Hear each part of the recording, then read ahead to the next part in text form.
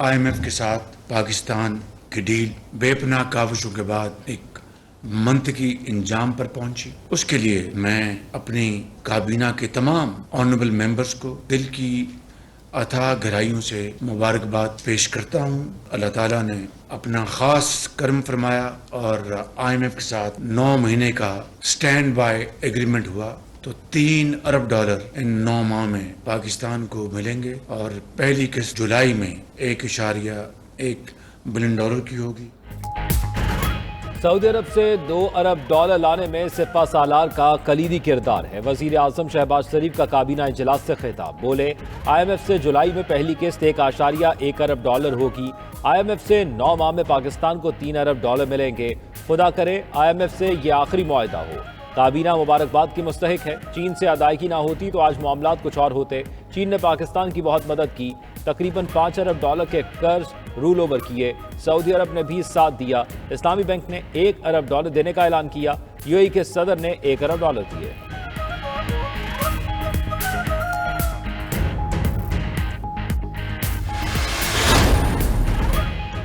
پاکستان نے IMF کو اظہار آمادگی کا خط بھجوایا. 4 روز میں قسط ملنے کا امکان. گورنر اسٹیٹ بینک کے دستخط سے لیٹر آف انٹینٹ کی نقل بھی ارسال. پاکستان نے IMF کو تمام شرائط پوری کرنے کی یقین دہانی کرا دی.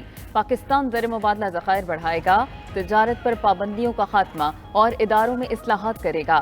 9 ماہ کے دوران کوئی امنیسٹی نہیں دی جائے گی. قرض دینے والوں کو رقم کی واپسی بروقت کی جائے گی.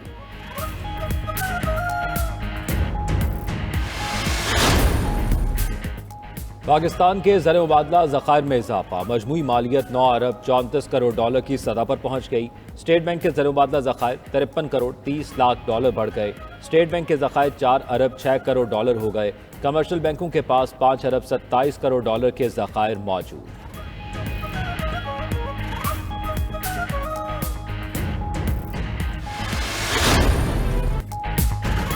IMF معاہدے کے معیشت پر مثبت اثرات. اسٹاک مارکیٹ میں تاریخی اضافہ. دوران ٹریڈنگ 2446 پوائنٹس کا اضافہ ریکارڈ. 5% سے زائد اضافے کے باعث پہلی بار عارضی طور پر ٹریڈنگ روکنا پڑ گئی. 100 انڈیکس 43,000 کی نفسیاتی حد عبور کر گیا. 43,899 کی سطح پر پہنچ گیا. سونے کی قیمت ایک ہی دن میں $8,800 گر گئی. فی تولہ قیمت $2,07,200 ہو گئی. اوپن مارکیٹ میں ڈالر $8 سستا ہو کر $280 سے $282 تک فروخت ہوا.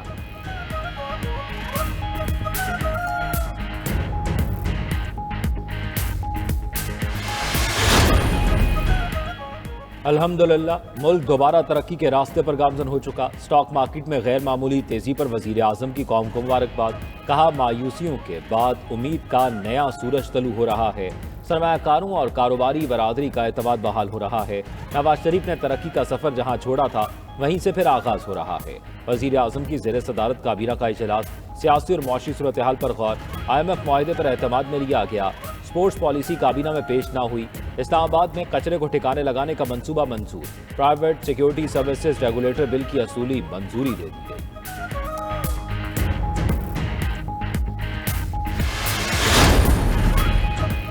وفاقی حکومت کا HEC کی خود مختاری پر وار. کابینہ نے ہائر ایجوکیشن کمیشن پر حکومتی کنٹرول کے لیے مسودہ قانون منظور کر لیا. کابینہ نے HEC ترمیمی بل 2023 کی اصولی منظوری دے دی. چیئرمین HEC کا وفاقی وزیر کا عہدہ ختم کر دیا گیا. HEC کے ممبران کی تعداد 22 سے کم کر کے 13 کر دی گئی. کمیشن کے اکثریتی ممبران حکومت کے زیر اثر ہوں گے. چیئرمین کے عہدے کی مدت 2 سے بڑھا کر 3 سال کر دی گئی. ترمیم کی منظوری کے بعد وزیر اعظم کو چیئرمین HEC کو ہٹانے کا اختیار ہوگا.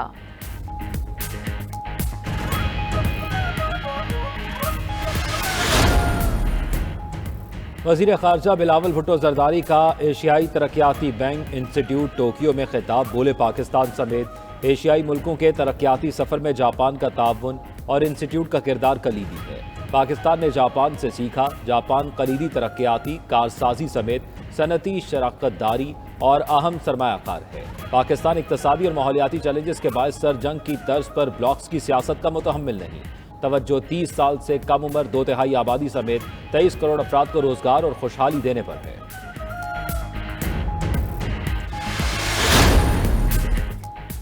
سی پیک کے 10 سال مکمل ہونے پر تقریب وفاقی وزیر خرم دستگیر نے کہا کہ 10 سال قبل پاکستان اور چین نے سی پیک پر کام کا آغاز کیا۔ پاکستان اور چین کی دوستی ہر گزرتے دن کے ساتھ مضبوط ہو رہی ہے۔ سی پیک کا آغاز نواز شریف کے دور حکومت میں ہوا۔ 2013 میں بدترین لوڈ شیڈنگ کا سامنا تھا۔ چین نے ہر مشکل وقت میں پاکستان کا ساتھ دیا۔ پاکستان اور چین صرف دوست نہیں، آہنی بھائی ہیں۔ سی پیک منصوبے پر تیزی سے کام جاری ہے۔ سابق وزیر اعظم نواز شریف اور مریم نواز آج دبئی سے سعودی عرب پہنچیں گے۔ نواز شریف اور مریم نواز سعودی شاہی خاندان، دیگر حکام اور شخصیات سے ملیں گے۔ نون لیگ کے قائد نواز شریف اور چیف آرگنائزر مریم نواز عمرہ بھی ادا کریں گے۔ نواز شریف کا سعودی عرب میں قیام 1 ہفتے سے زائد ہوگا۔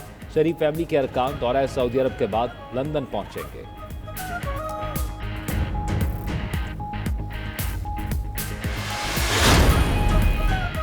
مستقبل کی سیاسی حکمت عملی پر مسلم لیگ نون کی قیادت کی دبئی میں مشاورت۔ مسلم لیگ نون نے رواں ماہ انتخابی مہم شروع کرنے کا فیصلہ کر لیا۔ انتخابی مہم کے دوران ملک بھر میں جلسے کیے جائیں گے۔ نواز شریف نے پارٹی اور انتخابی امور سے متعلق مریم نواز کو ٹاسک سونپ دیا۔ قائد نون لیگ نواز شریف کی وطن واپسی پر فقید المثال استقبال ہوگا۔ عام انتخابات کے لیے منشور کمیٹی تشکیل دینے کی بھی ہدایت دے دی گئی۔ الیکشن کے لیے پارٹی کا بیانیہ نوجوانوں کو مد نظر رکھ کر بنایا جائے گا۔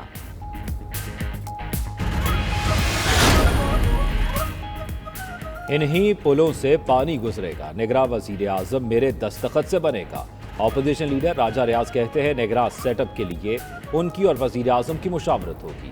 متفق نہ ہوئے تو الیکشن کمیشن نگراں وزیر اعظم کا تقرر کرے گا۔ مقررہ وقت پر اسمبلیاں تحلیل ہو جائیں گی۔ قمر زمان قائرہ بولے جس دن اسمبلیوں کی مدت ختم ہوئی گھر چلے جائیں گے۔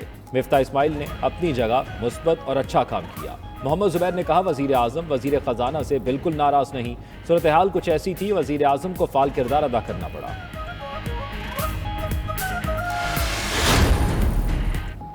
سابق اسپیکر قومی اسمبلی اسد قیصر کہتے ہیں کہ عام آدمی کی زندگی اجیرن ہے اور حکمران دبئی میں بیٹھ کر فیصلے کرتے ہیں۔ کون کہاں حکومت کرے گا، فیصلہ عوام کریں گے۔ الیکشن ہو جائے تو دودھ کا دودھ اور پانی کا پانی ہو جائے گا۔ IMF کے ساتھ معاہدہ عوام کے سامنے لایا جائے۔ دوسری جانب اسلام آباد ہائی کورٹ نے اسد قیصر کی 13 جولائی تک عبوری ضمانت منظور کر لی۔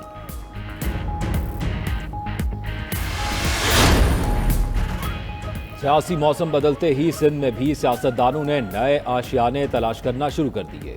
GDA ارکان اسمبلی کے پیپلز پارٹی میں شمولیت کے لیے رابطے۔ مہر برادران کے GDA چھوڑنے کا امکان۔ علی گوہر مہر کی رفقا سے مشاورت۔ معاملات طے ہوتے ہی کئی شخصیات پیپلز پارٹی میں شمولیت کا اعلان کریں گی۔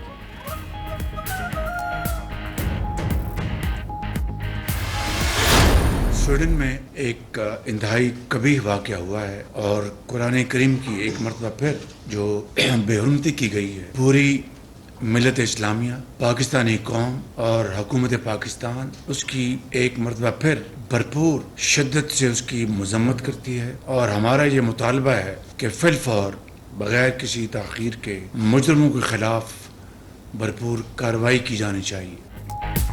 وزیر اعظم شہباز شریف کہتے ہیں کہ سویڈن میں انتہائی افسوسناک واقعہ ہوا، مجرموں کے خلاف کارروائی کی جائے۔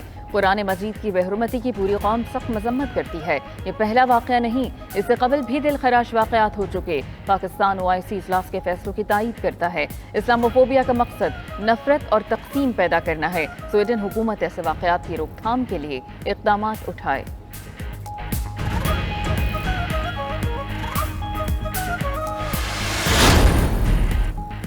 سویڈن میں قرآن پاک کی بے حرمتی کے خلاف جماعت اسلامی کی اسلام آباد میں احتجاجی ریلی۔ جماعت اسلامی کے مقامی رہنماؤں، کارکنوں اور تاجروں کی شرکت۔ پولیس اور FC کی بھاری نفری F6 مرکز اور سویڈش سفارت خانے کے اطراف تعینات کی گئی۔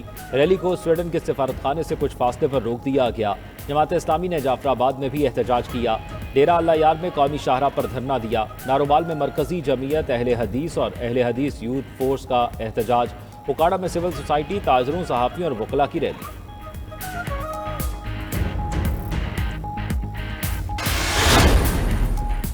قائم مقام صدر کا وزیر اعظم کو خط، شہداء کی یادگاروں کی تعمیر کا مطالبہ کیا۔ صادق سنجرانی نے کہا کہ وفاقی اور صوبائی دارالحکومتوں میں شہداء کی یادگاریں تعمیر کی جائیں۔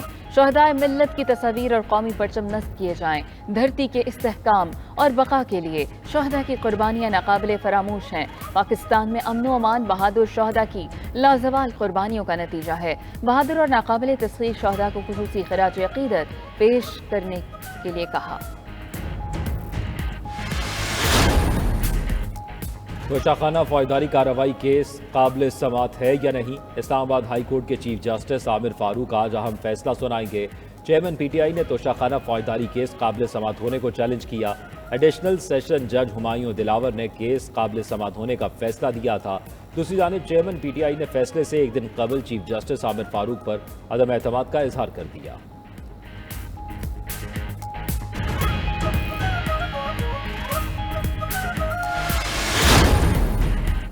پی ٹی آئی کے چیئرمین کی خلاف نااہلی کی درخواست غیر مؤثر قرار۔ پشاور ہائی کورٹ نے قرار دیا کہ پی ٹی آئی کے چیئرمین NA-35 کی نشست خالی کر چکے، درخواست قابل سماعت نہیں۔ دوسری جانب سپریم کورٹ میں چیئرمین پی ٹی آئی کی وکیل کے قتل سے متعلق درخواست سماعت کے لیے مقرر۔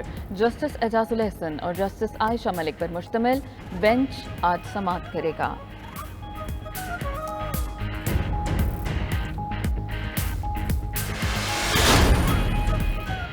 تحریک انصاف کے صدر پرویز الہی نے ضمانت بعد از گرفتاری کی درخواست دائر کر دی۔ درخواست پرویز الہی کے گھر چھاپے میں مزاحمت اور پولیس پر حملے کے کیس میں دائر کی گئی۔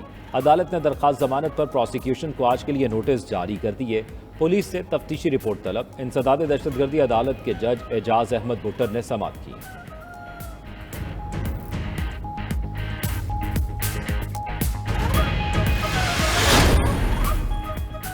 نگران وزیر اعلیٰ پنجاب محسن نقوی کی زیر صدارت صوبائی کابینہ کا 19واں اجلاس۔ عید الاضحیٰ پر لاہور سمیت پنجاب بھر میں صفائی کے بہترین انتظامات پر متعلقہ حکام کو خراج تحسین۔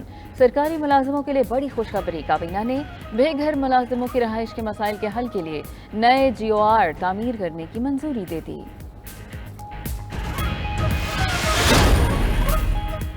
گزشتہ مالی سال تجارتی خسارے میں 43% کی بڑی کمی آ گئی۔ ادارہ شماریات کے مطابق ایک سال میں برآمدات میں 12.71% کی کمی ہوئی۔ ایک سال میں درآمدات میں 31% کی کمی ہوئی۔ مئی کے مقابلے میں جون 2030 میں برآمدات میں 7.55% کا اضافہ ہوا۔ مئی کے مقابلے میں جون میں درآمدات میں 3.42% کی کمی آئی۔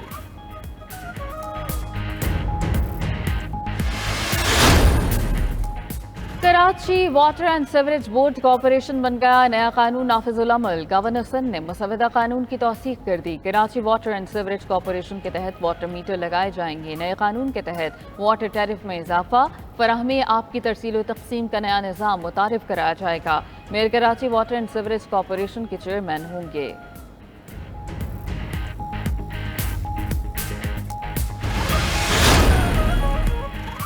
حکومت سندھ عدالت عالیہ کے احکامات پر عمل درآمد سے گریزاں۔ M D Sindh solid waste Imtiaz Ali سمیت 5 آفیسرز کو خلاف قانون ترقی دی گئی۔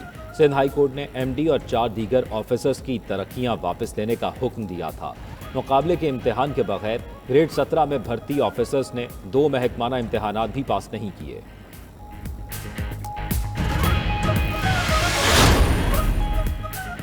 پوسٹ مردم شماری سروے 8 جولائی کو شروع کرنے کا فیصلہ۔ سندھ کے 851 شماریاتی بلاک سروے کے لیے منتخب۔ ملک بھر کے 2500 شماریاتی بلاکس میں پوسٹ مردم شماری سروے ہوگا۔ سروے کے نتیجے میں آبادی میں اضافے کا امکان ہے۔